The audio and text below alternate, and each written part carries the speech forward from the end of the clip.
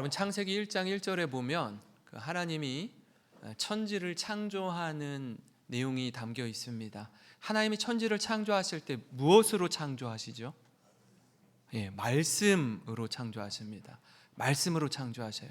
저희가 올 한 해 비전을 빛이 있으라, 빛을 비추라 라는 비전을 가지고 우리 함께 선포하고 있는데, 가장 하나님의 첫 말씀이 무엇이었냐면 빛이 있으라 였습니다. 빛이 있으라. 어둠 가운데, 흑암 가운데, 공허함 가운데 빛이 있으라 말씀하시니까 빛이 있었고, 그 빛을 보니 하나님이 보시기에 좋았더라 이렇게 말씀합니다. 하나님은요, 말씀하시면 그것이 사실이 됩니다. 팩트가 되는 거예요. 하나님이 약속하시면 그 약속은 반드시 성취됩니다. 왜냐하면 하나님 말씀에 능력이 있기 때문입니다. 하나님 말씀에는요, 힘이 있어요. 하나님이 하나님의 형상대로 지음받은 우리들에게도 이 언어, 말을 주셨습니다. 말. 우리가 하나님의 형상을 입었고 하나님의 성품을 닮은 존재이기 때문에 우리의 말에도 힘이 있습니다. 우리 말에도. 여러분, 그래서 말을 정말 잘 하셔야 합니다. 왜냐하면 그 말에 힘이 있고 능력이 있기 때문입니다. 우리가 생각하는 것이요, 여러분, 말로 툭 하고 튀어나와요. 그러니까 우리의 생각이 어떤 것으로 가득 차 있잖아요. 가득 차 있으면 그 말이, 그 생각이 나도 모르는 사이 그냥 툭 하고 튀어나온다고요. 그래서 평소에 우리가 어떤 생각을 하고 어떤 말을 하는지가 정말 중요합니다. 왜냐하면 그 생각과 말이 영혼을 살리기도 하고 죽이기도 하기 때문에 그렇습니다. 그렇게 한 번 더 생각하고 말해야 돼요. 저처럼 이렇게 말씀을 전하는 목회자들은요, 더욱 주의해야 합니다. 왜냐하면 말을 많이 하기 때문에 말에 실수가 많아요. 해야 할 말과 하지 말아야 할 말들을 좀 구분해야 되는데, 그렇지 못하고 하는 말이 얼마나 많은지 몰라요.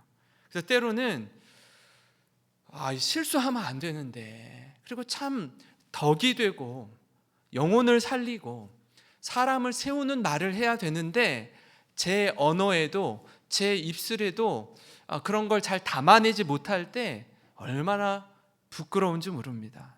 그리고 이렇게 여러분과 함께 이 말씀을 나누고 말씀을 선포하는 시간에는 더욱더 그런 게 뭐냐면, 그 하나님의 풍성한 은혜와 사랑이 너무너무 크고 놀라운데, 이걸 담아내지 못하는 저의 모습을 보면서 너무나 안타까운 거예요. 이렇게밖에 전하지 못하는 제 자신이 너무 부끄러워서 말씀을 전하고 이렇게 강단 아래 내려가면요, 여러분, 고개를 들지 못하고 너무나 숨어버리고 싶은, 그렇게 부끄러울 때가 참 많습니다. 그러니까 하나님의 풍성한 은혜를 잘 담아내지 못하는 제 자신이 얼마나 자책이 되는지 몰라요. 여러분, 그런가 하면 같은 맥락에서 행복한 가정의 모습 한번 이렇게 생각해 보세요. 행복한 가정은요, 가족들이 서로 사랑하고 세워주고 격려하고 영혼을 살리는 말을 합니다. 네, 사탄이 걸린 것 같아요. 네, 좀 더. 네, 나왔어요. 네.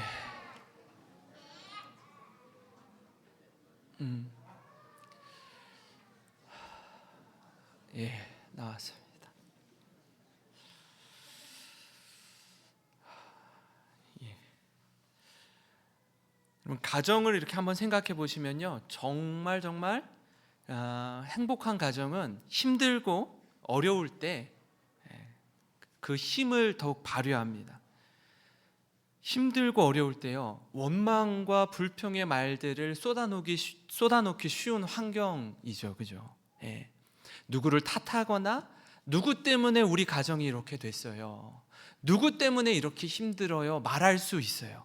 근데 행복한 가정은요, 이 원망과 불평보다는 용기와 격려의 말로 어려움을 극복합니다. 그래서 그 고난을 극복하는 과정을 통해서 가족들이요 얼마나 더 견고해지고 단단해지는지 몰라요. 이게 어떻게 가능하죠? 사람을 세우고 영혼을 세우는 말씀의 능력이 있기 때문에 그렇습니다.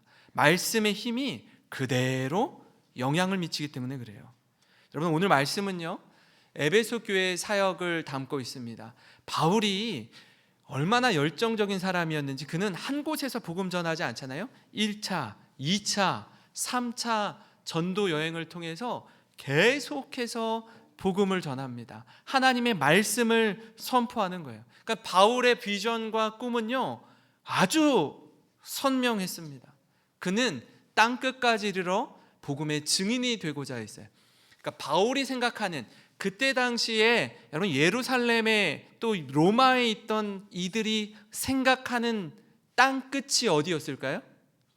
저들이 생각하는 땅끝은 서바나, 스페인이었어요. 스페인.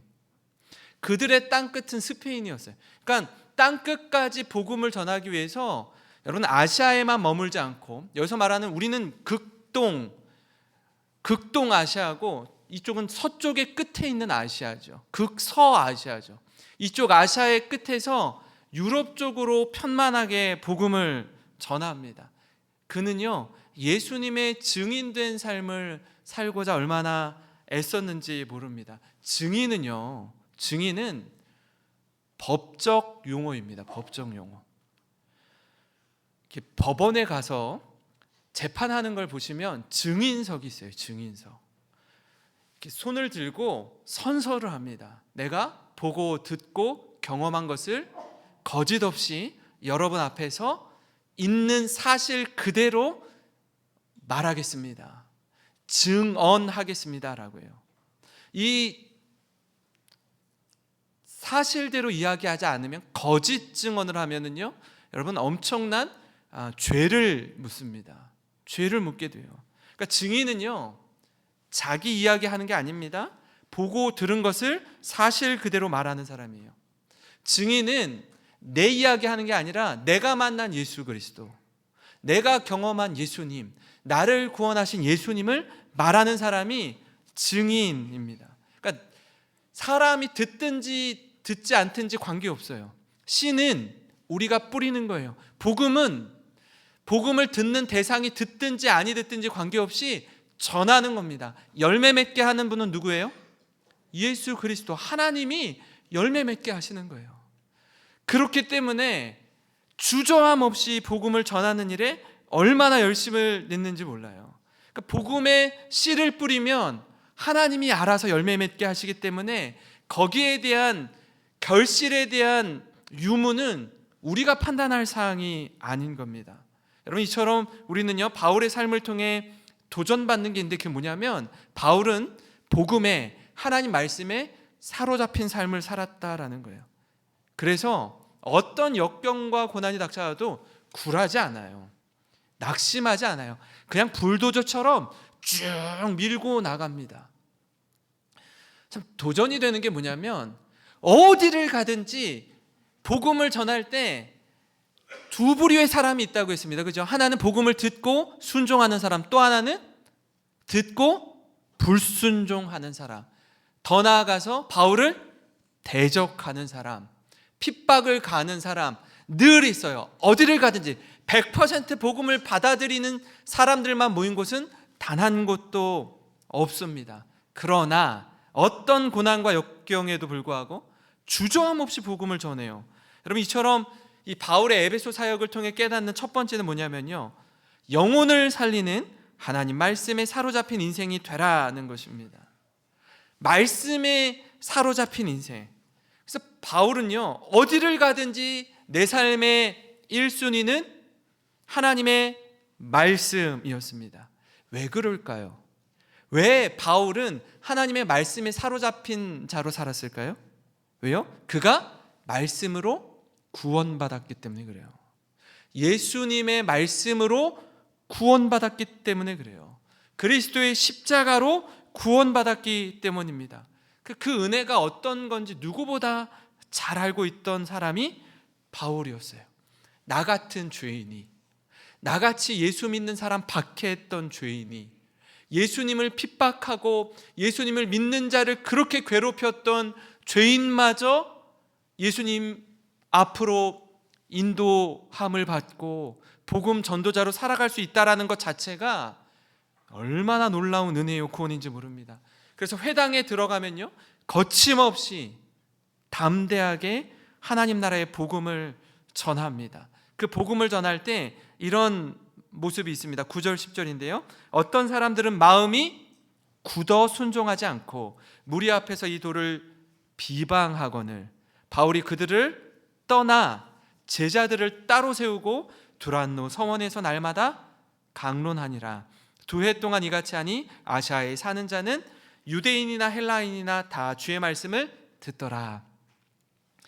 원래 여러분 1차 전도 여행을 갈 때 어떻게 했죠? 에베소, 아시아로, 소아시아로 복음을 전하러 가려고 했다가 성령이 막으셔서 어떻게 해요? 마게도냐로 건너갔습니다. 그죠? 마게도냐로 건너가서 유럽을 복음을 전했어요. 지금 3차 전도 여행인데 에베소는 소아시아입니다.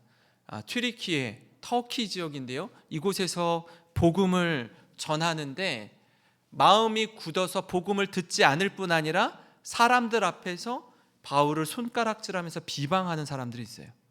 근데 그때 어떻게 하지? 바울이 저들을 떠나요. 저들을 떠나고 하나님의 말씀을 듣는 무리들을 두란노 서원에 모여서 2년 동안 말씀을 가르칩니다. 그러니까 훈련을 시키는 거예요. 훈련을 시키는 거예요. 놀라운 건요, 에베소에서 그가 무엇에 힘쓰는지 한번 생각해 보세요. 어디에 선택과 집중을 하는지.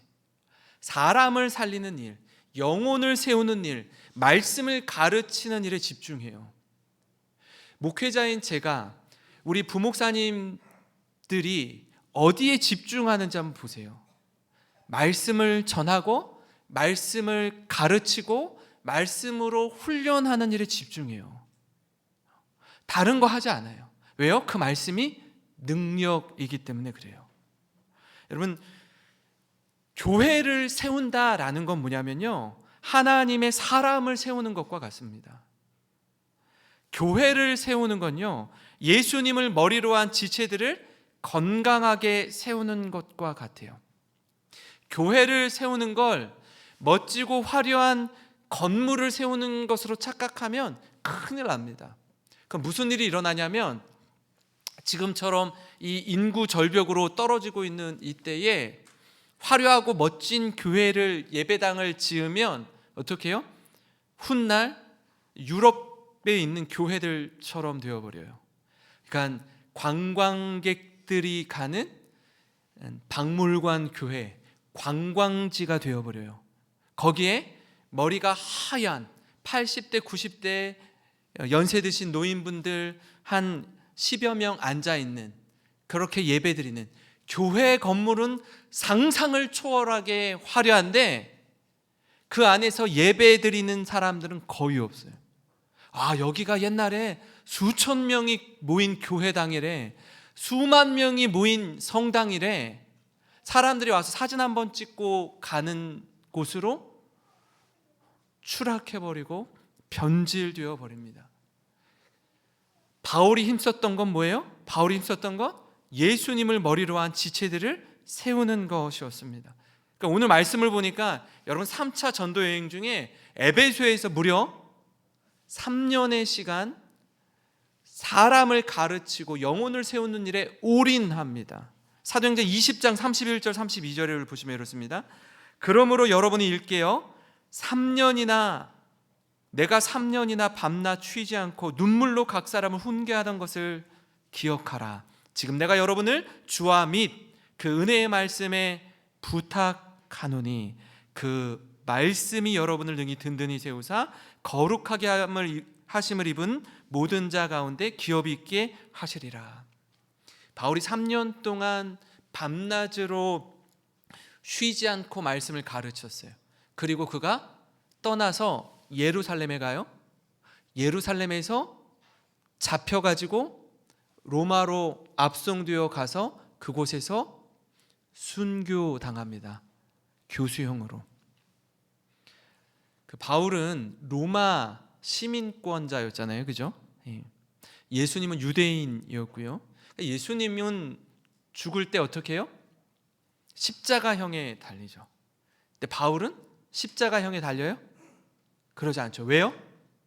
로마 시민권자이기 때문에 죽을 때도 아주 쉽게, 덜 고통스럽게, 그 죽음을 향해 가는 마지막 순간 에베소 교회 장로들에게 이렇게 말씀해요. 누구에게 부탁한대요? 내가 지금 여러분을 주와 및 그 은혜의 말씀에 부탁한대요. 말씀에 부탁한대요. 그 말씀이 여러분을 든든히 세우사 거룩하게 하심을 입은 모든 자 가운데 기업이 있게 하시리라. 말씀에 부탁해요. 말씀이 살린다라는 거예요. 바울이 그동안 전한 말씀 말입니다. 다른 것 기대하지 않고요, 말씀을 의지하고 말씀이 영혼을 살린다라고 가르치고 있어요.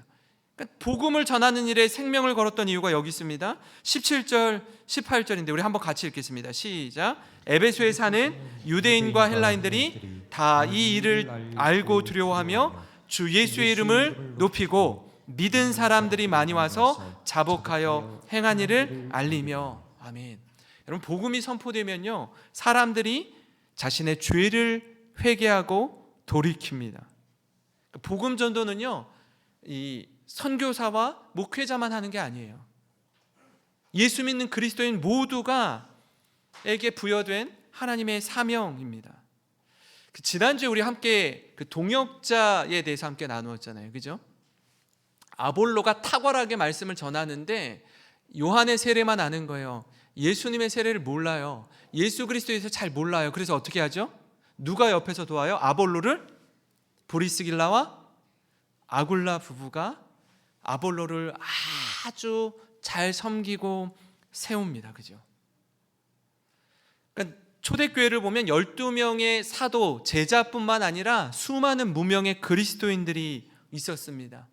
저들이 함께 지어져가는 교회의 사명을 감당했어요. 저는 우리 교회가 이 목회자 중심의 교회가 아니라 목회자를 통해서 훈련받은 예수 그리스도의 제자들, 우리 성도님들이 함께 더불어 교회를 섬기고 세우고 가르치는 일에 같이 함께 동역하기를 간절히 소망합니다. 여러분, 오늘 말씀의 제목을 제가 이 20절 말씀에서 따왔는데 한번 같이 읽겠습니다. 시작. 이와 같이 주의 말씀이 힘이 있어 흥왕하여 세력을 얻으니라. 아멘. 아멘. 사랑하는 성도 여러분, 저는요, 이 힘이 있는 말씀, 능력의 말씀 사역을 여러분과 함께 하기를 원합니다. 제가 15일 날 오후 예배 드릴 때 내년도에 목회 계획 나눔을 가질 텐데요, 새해에는 그 일들을 좀 더 구체적으로 펼쳐갈 겁니다. 우리 교회는요, 평신도를 동역자로 세우는 교회로 함께 세워나갈 거예요. 지금 제가 제자훈련을 하고 있는데 사실 많은 에너지를 12명의 우리 훈련생들에게 쏟아붓습니다. 그냥 하는 거 100명, 200명 놓고 한 번에 하시죠. 그렇게는요, 훈련이 안 돼요. 예수님도 12명 데리고 3년을 다니셨어요. 그죠? 그냥 무리, 군중과 제자는 다른 거예요. 같이 마음을 나누는 거예요. 뿐만 아니라 여러분, 주일학교 부서들도 섬기고 성도님들을 섬기는 일에 있어서 여러분들이 주도적으로 사역할 수 있도록 지금 물밑에서 열심히 준비하고 있습니다.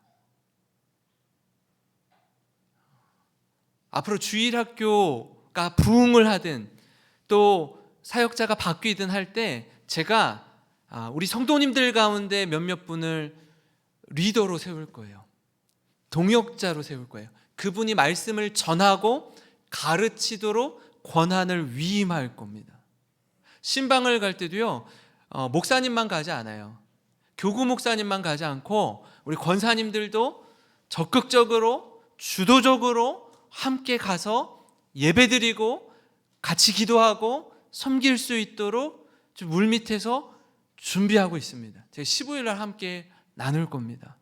왜냐하면 목회자 중심의 교회가 아니라 평신도를 동역자로 세우는 교회로서 앞으로 방향을 분명하게 잡고 세워나갈 것이기 때문에 그래요. 그래서 내년 한 해도 여러분 기대감을 가지고 소망을 가지고 내년을 준비하시기를 바랍니다. 기대하시기를 바랍니다. 저와 여러분을 통해 영혼 구원의 놀라운 역사와 하나님의 은혜가 충만하게 임하는 모든 성도님 되시길 주님의 이름으로 축원합니다. 여러분 그런가 하면요, 바울의 에베소 사역을 통해 깨닫는 다른 한 가지 뭐냐면 말씀을 가볍게 여기면요, 여러분 그 말씀에 걸려 넘어진다라는 거예요. 바울이 복음을 전할 때 하나님 놀라운 능력을 바울에게 주셨어요. 이건요 특별한 은혜의 은총입니다. 복음을 전하는 선교 현장에는요 기적 같은 일들이 일어나요. 오늘날에도 일어납니다. 오늘날에도 11절 12절 보시면 이렇습니다. 하나님이 바울의 손으로 놀라운 능력을 행하게 하시니 심지어 사람들이 바울의 몸에서 손수건이나 앞치마를 가져다가 병든 사람에게 얹으면 그 병이 떠나고 악귀도 나가더라. 바울이 소지하고 있던 손수건이나 앞치마를 가져다가 여러분 병든 사람에게 얹는데 어떤 일이 일어난다고요? 병이 떠나간대요. 귀신 들린 자가 악귀가 떠나간대요. 말씀을 한번 자세히 볼까요? 11절을 다시 보면 이렇게 나와요. 주어가 누구죠? 하나님이 능력을 행하게 하시니. 다시요. 바울이 주어가 아니에요. 하나님이 바울의 손으로 놀라운 능력을 행하게 하시니. 그러니까 하나님이 행하게 하시는 거예요. 믿으십니까? 여러분, 하나님이 역사하시는 겁니다.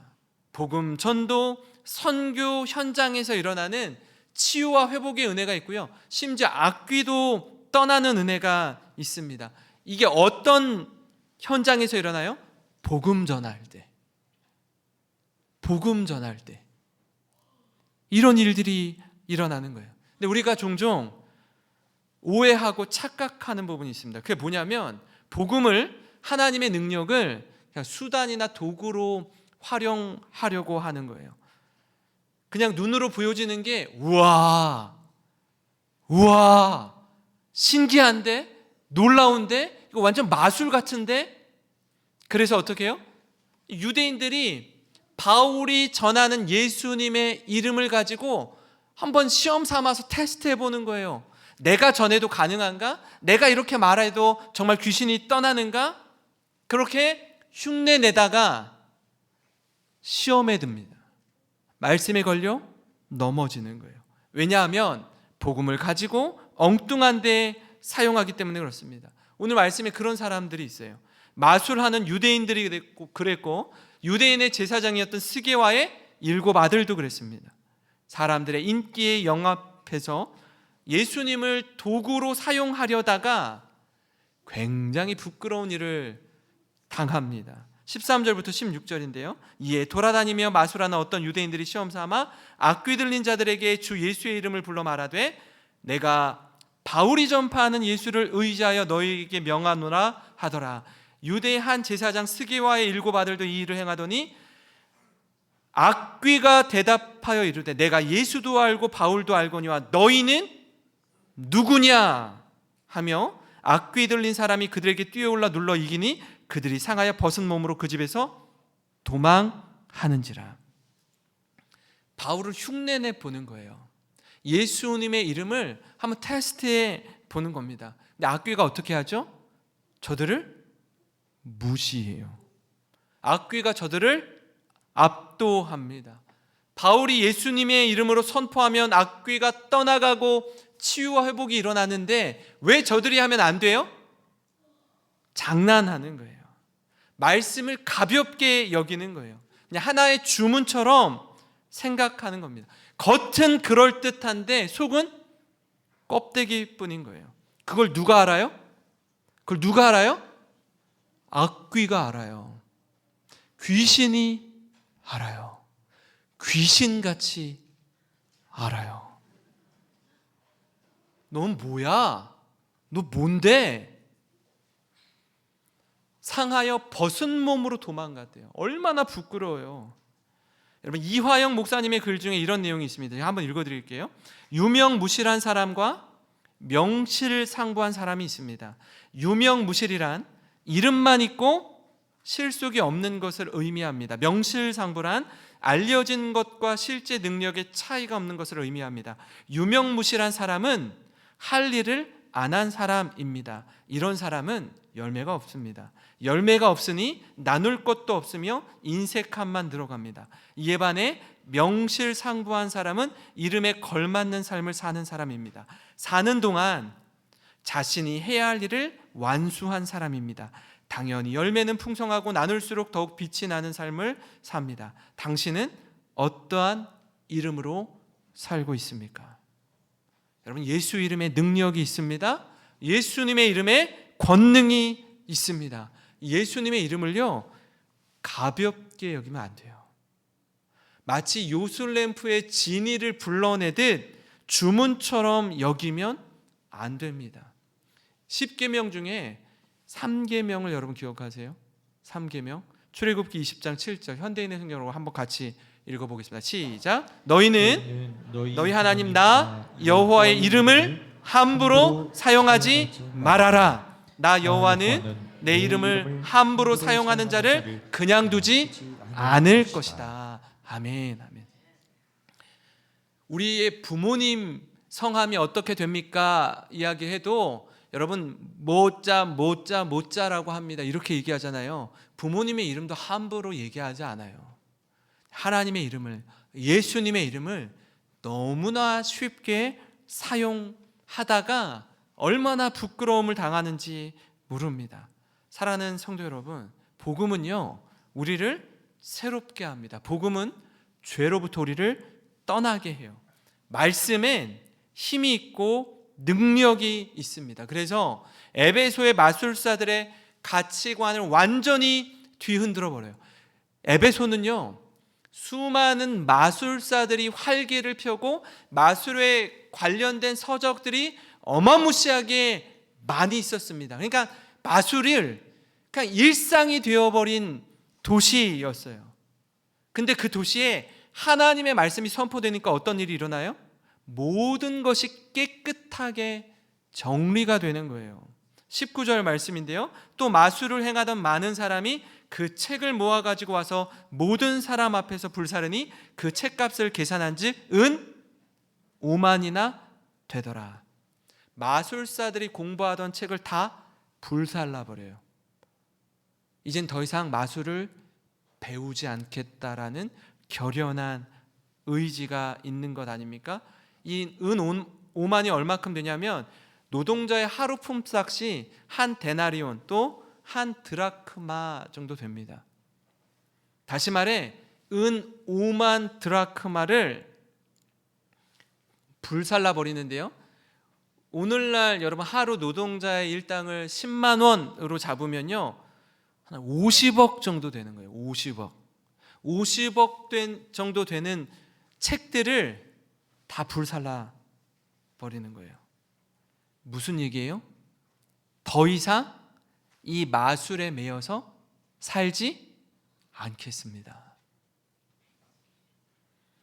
이제는 다르게 살겠다라는 강한 신념을 보여주는 겁니다. 복음은 인생을 새롭게 살도록 이끕니다. 사랑하는 성도 여러분, 우리가 오늘 말씀 보면서 뭘 청산해야 되는지, 무엇을 꽉 붙잡아야 되는지 좀 우리 자신을 돌아보기를 원해요. 나는 어디에 사로잡혀 살고 있는지. 하나님을 예배하고 하나님을 사랑한다라고 말은 하는데 예배의 자리에 나와서는 눈물도 흘리고 기도도 하는데 세상에 나아가서는 하나님 없이 사는 삶처럼 세상의 것 꽉 붙잡고 살진 않은지 요거 점검하셔야 됩니다. 과감히 아낌없이 버려야 할 죄의 모습은 여러분 무엇입니까? 에베소의 마술사처럼 새로운 삶, 과거를 청산하고 내가 더 이상 과거에 사로잡힌 인생을 살지 않겠습니다. 이제는 말씀 안에서, 복음 안에서 힘있게 살아가겠습니다. 여러분, 이 결단과 은혜의 풍성함을 누리는 우리 모든 성도님 되시길 주님의 이름으로 축원합니다.